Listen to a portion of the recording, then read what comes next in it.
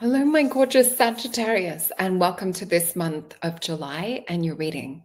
So, we'll have a look into the astrology tonight, and we'll also have a look into the tarot and see what's going on. I do have a potion to recommend to help you guide smoothly through the month, as well as a pretty amazing stone. And I think when you guys hear about this stone, a few of you may have a good excuse to go out and buy them. So, let's just bring up my poster. So, this month for Sagittarius, you're changing the game. So, making the leap or staying stuck. So, with this, check it out for your sun, moon, rising, and for your Venus sign as well. And please do share this out with a gorgeous Sagittarius in your life. And thank you for all of the likes, shares, and subscribe. You can see that the channel is growing, which is fantastic. Tomorrow, we have the Making Mala beads for manifestation coming up. So, make sure to hit that notification bell so that you don't miss out on that. And I also want to show you, it is abundance is the tea that we're working with, the potion for this month. So with this, the affirmation is I attract abundance and prosperity with ease. And you'll see a picture of what that looks like too, which is delicious. So also when you purchase a potion, you get sent an online or an invite to our online event. So this next new moon coming up will be in Leo. This one's the one from last month, and you'll see shortly that we'll have the Leo one up. And I just want to remind you guys, if you are looking to go deeper in things that we're talking about today, or you will have your own personal questions coming up too, more than happy to have a look into it and to really get to the bottom of what's going on and have a look at options that are there for you. So we do have the Psychic Tarot reading with me. You can book on Solreta.com. Anything that we're talking about, you'll find it in the description box below. So let's head back to you're changing the game. Make a leap or stay stuck. And the crystal that I have to go with the abundance potion is Super 7. So a Super 7, it contains 7 different crystals or minerals within the one crystal. So with this, it's a little bracelet that I have with the Super 7s in it. And this helps us to be able to tap more into the overall spiritual blueprint of what our soul has come here to do. So it helps us tap into those higher ethereal realms. It also helps us to become unstuck with the things that we need to let go of and purge from the past. Now, I was originally planning to use Moldavite for you guys for this month, and I couldn't find where my Moldavite ring has gone to. I think it is in somewhere in the house. Anyway, so Super 7 actually turned out even more perfect for you guys for this month. And with this as well, it can even help you tune into past life memories. So if you want to look at patterns around what's kept you stuck to help you make that leap, this is the perfect crystal. You'll also find there's a lot more information written about it online. You can get different rings and things like that with Super 7s. For me, it took about 10 years to find the right piece because so many rings I tried on or different pieces of jewelry because I really wanted a piece of Super 7 to wear as a stone because it's a stone that you work with over a lifetime. For me, it took about 10 years to get that right piece. So do have a look and investigate it, but let's get into what your themes are for this month. So Sagittarius, you're going to be working with transformation, deep intimacy shifts, new passions, new paths opening up, and reclaiming your power. So this is why we also are working with Super 7. So July begins the quieter month for you, more introspective energy as the sun travels through nurturing Cancer and through your 8th house, which is the house connected to do with transformation, intimacy, and shared resources. So you might be feeling a little bit less social than usual, and perhaps maybe just not as outgoing as usual too. And we will see also, especially with some workplace challenges that you might have to navigate through in that first week, but we'll also see Venus entering Gemini around the 4th, which will also start to pop up some supportive colleagues and people around you that can help you through the ups and downs. We'll also have Neptune station retrograde a little bit later that same day, and a deeper longing for meaningful alignment will also be popping up. So think about that throughout the month in what feels aligned with you, what feels that it's coming in to do with your new journey, your new path, and what's more aligned to that past story or past version of self with this too. So around the second week, you will be feeling more inspired, ready to direct and pour your energy into things that are really lighting you up. And you'll also have probably a feeling of boredom that will also pop up. So it's kind of this, you've got this split energy showing you between like what you desire, what lights you up, and what is kind of old and you're over and bored with. So it'll be an interesting week, second week. It'll also be nudging you towards new commitments, connections, especially when Venus meets up with Saturn and Neptune retrograde on the 6th. And this is also sometimes where you can get important invitations or proposals even. And these things can be whether it's with a friend or with a partner. And a day after this, we're going to have the Uranus enter Gemini on the 7th. So you may even have a sudden release of the old or things that are just feeling uninspired. Even if you've made like pre-agreements or arrangements to meet up, you might just not be feeling that you have the energy to put into it. So just respect what it is that you're feeling and be kind to others. So the Capricorn full moon on July 10th will also shine light on what truly aligns with your values and is encouraging you to invest your time and energy wisely. So following this, you won't be disappointed as well if you're really sort of in alignment with where your energy is feeling. And we'll also have Saturn retrograde on the 13th of July. This will give you permission to just dive deeper into projects and hobbies. So it's also a great time just to finish up anything that you haven't finished or any unfinished projects. Also helps you to get that sense of completion, which I know sometimes that even if we do something that's difficult or hard and we get that sense of completion, it'll help make us more enthusiastic and get that dopamine hit to move forward with other things too. So we also need to be mindful because we have the Mercury retrograde start on the 18th of July. We will also be in the shadow period right around now. So you might also be having language issues, speaking issues, computer tech issues, things of that sort of nature. Remember, this is not a good time to purchase electronics and things like white goods. So also this will be with this Mercury retrograde because we know that it can bring people, places, and situations with unfinished business back around. This might also be exes or even workplaces and that reaching out, wanting second chances. So it's not about judgment with this situation this month.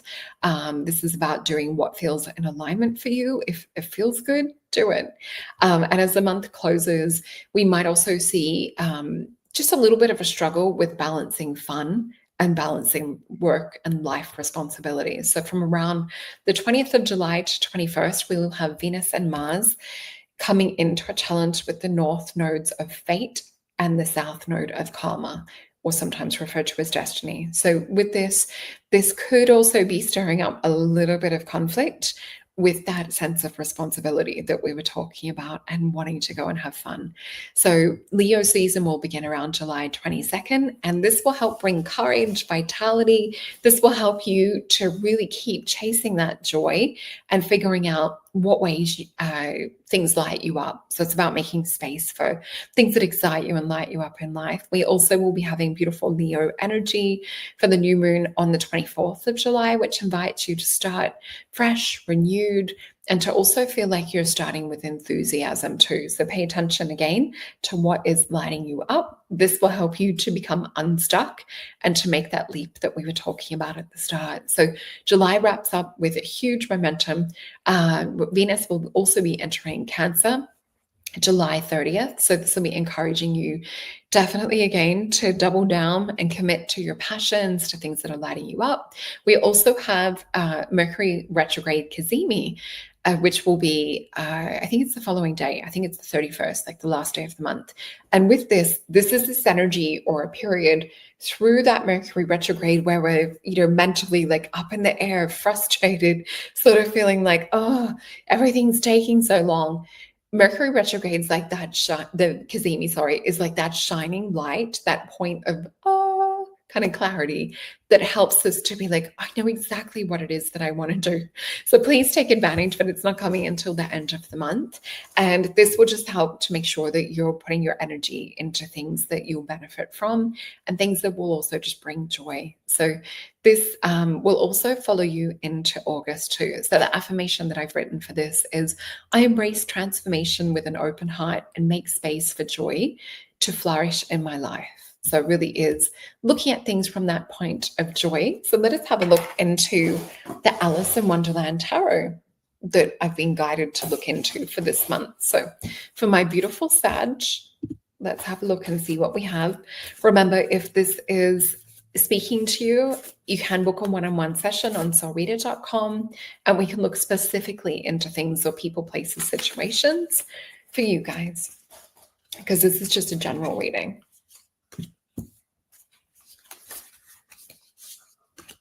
Okay, and so we'll just flip these over.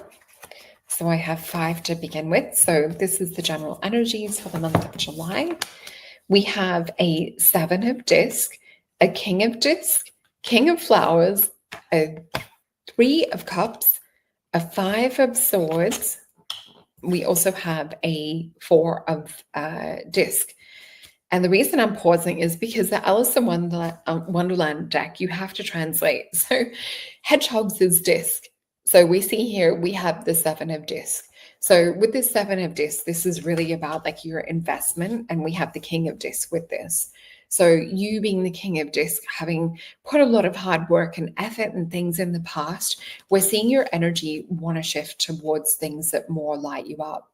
So king of wands energy, king of flowers. So things that spark joy, things that are filling your cup, things that make you feel alive, feel connected. 3 of cups is also the card of abundance. For me, it's also the witches reuniting and kind of celebrating. And it's this beautiful, if we look at the 2 cups at the base, and that 3rd cup, so 2 cups being connection. This is also sometimes like where we're meeting up with people that make us feel alive, that give us those sparks. So we have a 5 of swords that also comes in. So I just want to say, this is that juggling energy that we were talking about before. So it's that sense of play and spark and chemistry and delight and everything that's coming through with the king of wands and the 3 of cups. The 5 of swords is an energy of defeat, and it's an energy more kind of mercurial. So it could be this Mercury retrograde energy to be like, have you finished that task? And, everything's sort of coming back around to you. But it's also sometimes where we have self-sabotaging patterns and things as well. So when this is popping up, this is all about taking your power back. We have the 4 of disc, which is Capricorn and Sun energy. My favorite version of this would be in the Thoth deck, where it's represented as a castle. It talks about earth, air, fire, and water. Has a moat of water around it as well, which represents energetic protection or pulling your guard up when you know that you need to put a little bit of distance between you and whether it's people, place, or situation. So what we're seeing here is definitely like wanting to move away from just doing the boring, mundane things that feel like it's like slowly ticking over, slowly like, things getting done, but no great sort of action. So we see this want for celebration and to kind of enjoy and indulge a little bit too. But yeah, 4 of disc, this is also about forging your own way. This is not about having to listen to someone else in the way that they've done things or doing it the old follow by the rules type way. This is about you climbing to the top of the mountain and then turning around to see what others are saying. So it's really kind of, hands over ears, not listening to some things this month. So what we also see is the Princess of Cups. So this is more about you following your intuition, and Queen of Pentacles. So one more card, we have the Devil and the Ace of Pentacles as well. So what we're seeing is with the Princess of Pentacles, this is about you really receiving the downloads, receiving the vision of what it is that you want to ground and work on. And the Queen of Pentacles, this is about you birthing something new. So you might actually be feeling like cutting out whatever it is for you this month, whether it's like work or relationship energy. You might be feeling this energy of the ick And we have the devil card with this. So you might be seeing things in a different light. So say, for example, if this was a relationship energy, this could represent someone who's more sort of narcissistic, and you've seen them in that light, and all of a sudden it's a bit repulsive, and it does not do anything for you anymore. So we also then see the Ace of Disc, which is feeling guided to make change, feeling guided to implement and to really like actualize something into the physical. So a powerful month for you guys. Let's have a look at some advice from the Mythios deck around how we can best go about this month. So if Spirit can please give us some advice around how to navigate this month for our best and highest good.